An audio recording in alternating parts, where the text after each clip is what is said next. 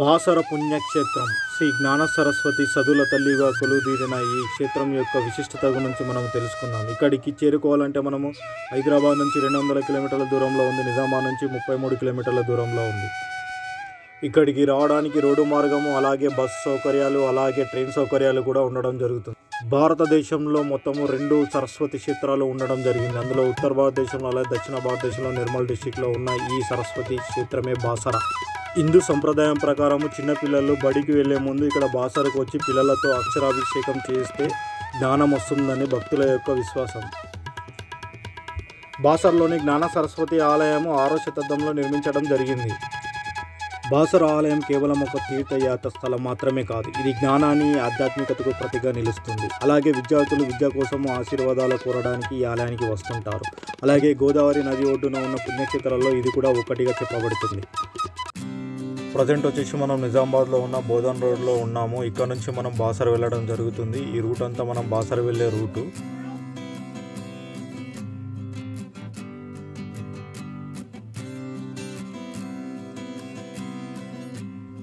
మీకు ముందు కనపడుతున్న రోడ్ వచ్చేసి అర్సాపల్లి రోడ్. మనము రైట్ సైడ్ నుంచి అనగా కంటేశ్వర్ బైపాస్ నుంచి ఈ మార్గం గుండా కూడా మనము బాసర వెళ్ళడం జరుగుతుంది. అనగా నిజామాబాద్ టచ్ కాకుండా మనం అవుటర్ రింగ్ రోడ్ నుంచి ఈ మార్గం గుండా మనము ట్రాఫిక్కి ఎలాంటి ఇబ్బంది లేకుండా ఈ మార్గం గుండా మనం ముందుకు వెళ్ళడం జరుగుతుంది.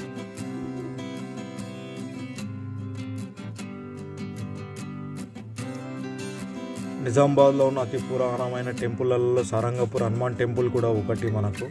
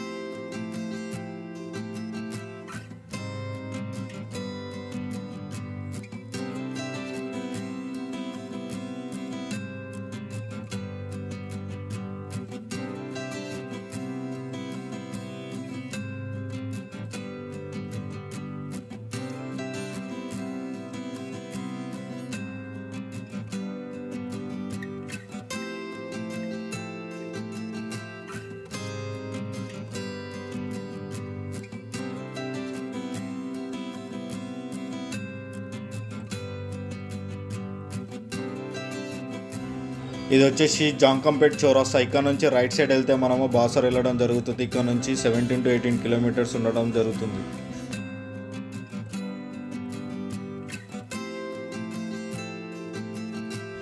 Jankampet railway gate left side వెళ్తేనేమో బోధన్, రైట్ సైడ్ వెళ్తే నిజామాబాద్.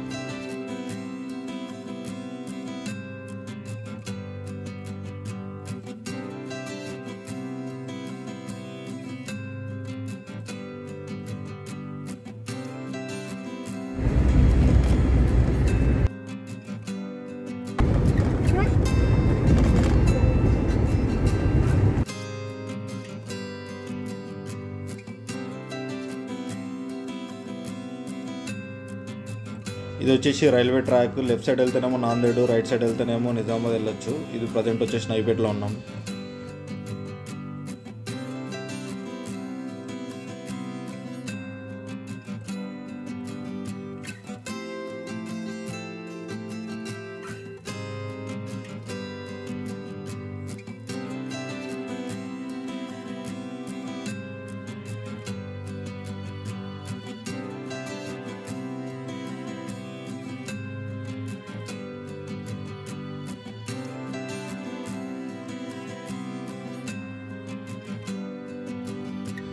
ఇది వచ్చేసి ఫకీరాబాద్. ఇది బైపాస్ 4-వే కన్స్ట్రక్షన్ జరుగుతుంది. ఇది బాసర్ నుంచి మహారాష్ట్ర వెళ్ళే రూటు.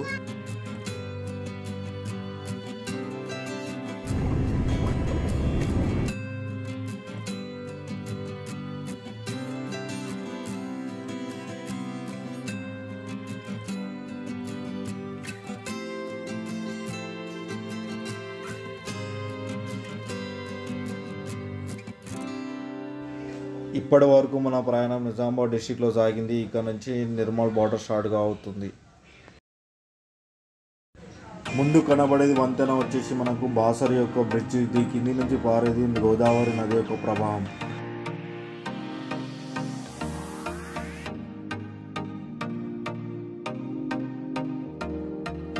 ఇక్కడ నుంచి ముందుకెళ్తే బాసర రైల్వే స్టేషన్ కనబడుతుంది. అలాగే రైట్ సైడ్ చేస్తే మనము స్నానాలు చేసే ఘాట్కి వెళ్ళడం జరుగుతుంది.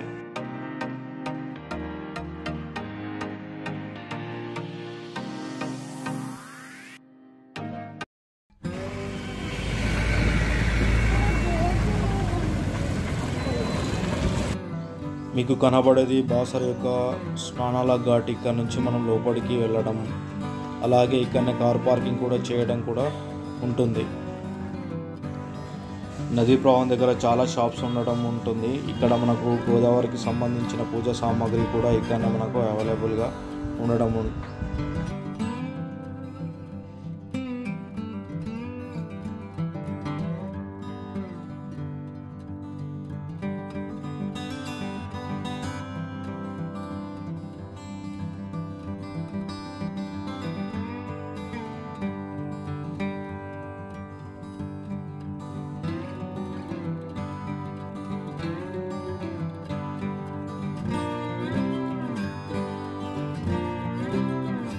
భక్తులు గోదావరి స్నానాలు చేసిన తర్వాత గంగమ్మకు పూజ చేయడం జరుగుతుంది.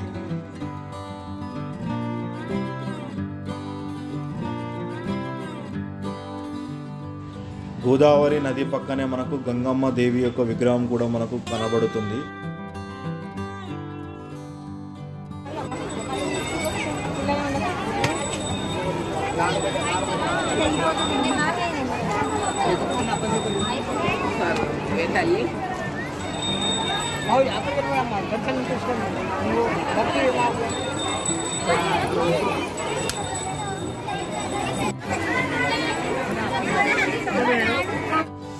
ఇక్కడ గోదారమ్మకు సమర్పించే పూలు, గాజులు, అలాగే వస్తువులు కూడా ఇక్కడ అందుబాటులో ఉంటాయి. ఇక్కడికి వచ్చే భక్తులు ఇవి తీసుకెళ్లి గంగామాతకు సమర్పించి అమ్మ యొక్క ఆశీర్వాదం తీసుకోవడం జరుగుతుంది. అలాగే గోదావరి నది పక్కనే మనకు శివాలయం కూడా కనబడుతుంది. ఇది అతి ప్రాచీనమైన శివాలయంగా మనం చెప్పడం జరుగుతుంది.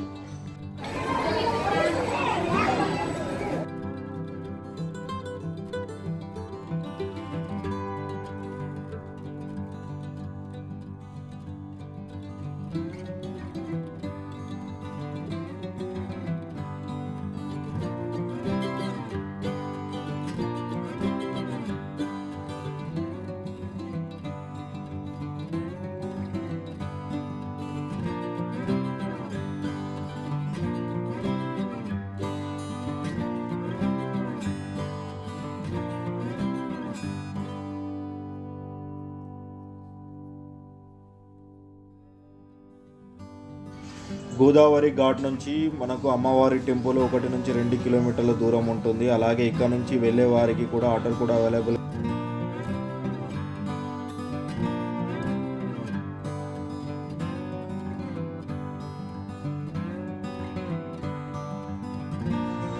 లెఫ్ట్ సైడ్ వెళ్తే టెంపుల్ వెళ్తాము, రైట్ సైడ్ వెళ్తే కార్ పార్కింగ్ ఏరియాకి వెళ్ళడం జరుగుతుంది.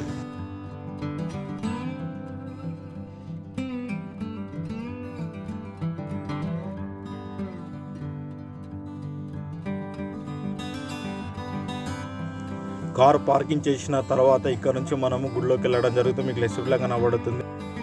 గుడి యొక్క వసతి గృహాలు కూడా మనకు అందుబాటులో ఉండడం జరుగుతుంది. బట్ మీకు కనబడే దారి గుండా వెళ్తే మనకు నిత్యాన్నదానం కూడా చేయడం జరుగుతుంది. మీకు ఇది వచ్చేసి కళ్యాణ గట్టు కూడా ఉండడం జరుగుతుంది. ఇక ముందుకు వెళ్తే మనకు లెఫ్ట్ సైడ్లో మనకు ప్రసాదాలు ఇచ్చే ప్లేస్ కూడా ఉంటుంది.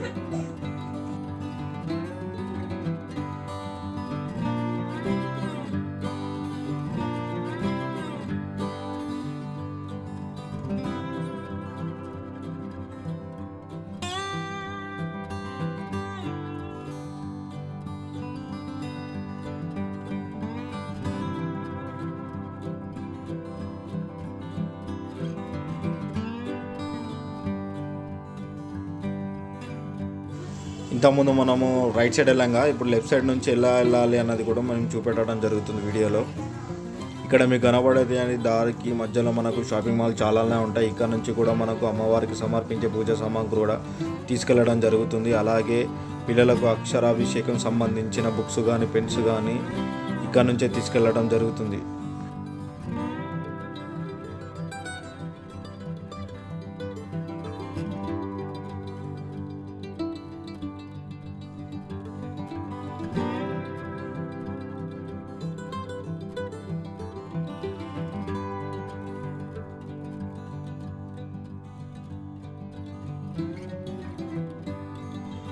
మీకు రైట్ సైడ్లో కూడా టిఫిన్ సెంటర్స్, అలాగే మనకు చెప్పులు పెట్టుకునే దానికి స్టాండ్స్, బ్యాగు, లగేజ్ స్టోరేజ్ కూడా ఇక్కడ మనం లాకర్లో పెట్టి టెంపుల్కి దర్శనం వెళ్ళడం జరుగుతుంది.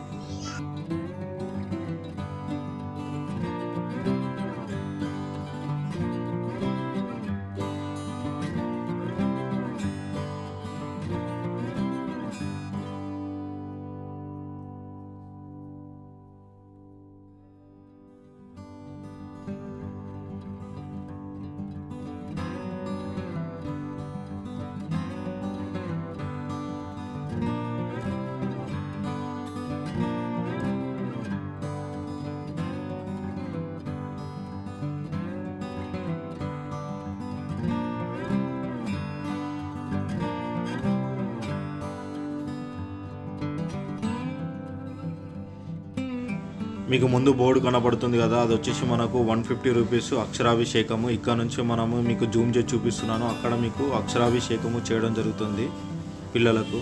అలాగే ఇంకోటి వచ్చేసి 1000 రూపీస్ ఉండడం జరుగుతుంది. అది వచ్చేసి మనము గుడి యొక్క గర్భగుడిలో ముందుకు అమ్మవారి ముందు మనకు చేయడం జరుగుతుంది. ఈ విధంగా 2 కేటగిరీలు మనకి పెట్టడం జరుగుతుంది.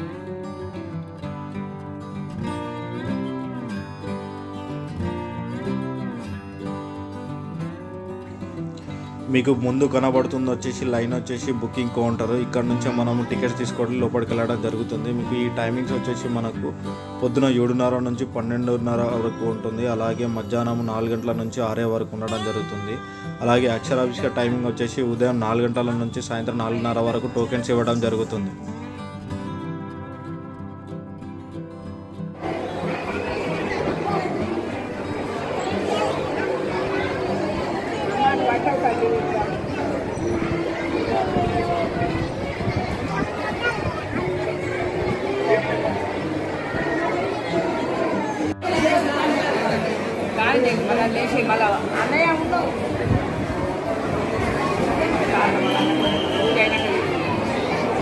ఏమన్నా రామిటు ప్రజెంట్ ఇప్పుడే మనము దర్శనం చేసుకుని బయటకు రావడం జరిగింది. ఇది వచ్చేసి గుడి బయట మనకు చూపెట్టడం జరుగుతుంది. మీకు వ్యూస్ వచ్చేసి మీకు ముందు కనబడేదే గర్భగుడి లోపల నుంచి మనం బయటకు రావడం జరుగుతుంది. అమ్మవారి యొక్క దర్శనం కూడా చాలా బాగా జరిగింది. సో మీరు కూడా వెళ్తే ఒక చిన్న కామెంట్ చేయండి నాకు. ఇక్కడ బయట మనకు కనబడేది అమ్మవారి యొక్క చీరలు కూడా వేలంపాట వేయడం జరుగుతుంది. మీకు నా వీడియోలో కూడా చూపెట్టడం జరుగుతుంది.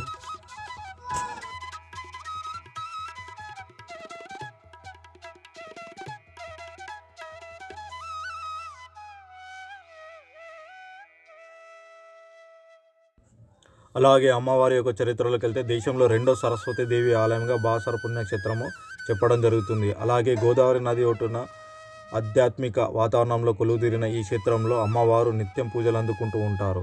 అలాగే ఇక్కడ పురాణాల ప్రకారం వేదవ్యాస మహర్షి తపస్సు చేసే జగన్మాత దర్శనమిచ్చింది. 3 అమ్మల ఆలయాన్ని నిర్మించమని ఆదేశించింది. అలాగే వేదవ్యాసుడు నదిలోని 3 దీపచైసులను తీసుకొచ్చి సరస్వతి, విష్ణు, మహాకాళి దేవతల మూర్తులను ప్రతిష్ఠించారు. అక్కడి నుంచి అలాగే ఆలయాన్ని శ్రీదేవి ఆలయంగా పిలవడం జరుగుతుంది.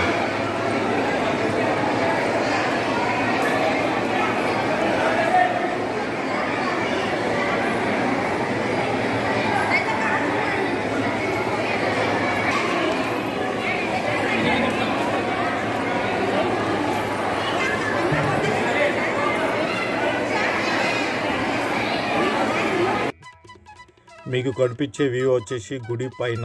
ఇక్కడ నుంచి మనకు వేదవ్యాసు వెళ్ళే దారి కూడా ఉండడం జరుగుతుంది. అక్కడ కూడా వేదవ్యాసుని దర్శించుకొని గుడి యొక్క వాతావరణం మొత్తము చూడడం జరుగుతుంది. మనకు ఇక్కడ మీకు కనిపించే వ్యూస్ కూడా మీకు కొన్ని వీడియోలో చెప్పడం కూడా జరుగుతుంది. ఇది గుడి పైనుంచి మనకు వ్యూ.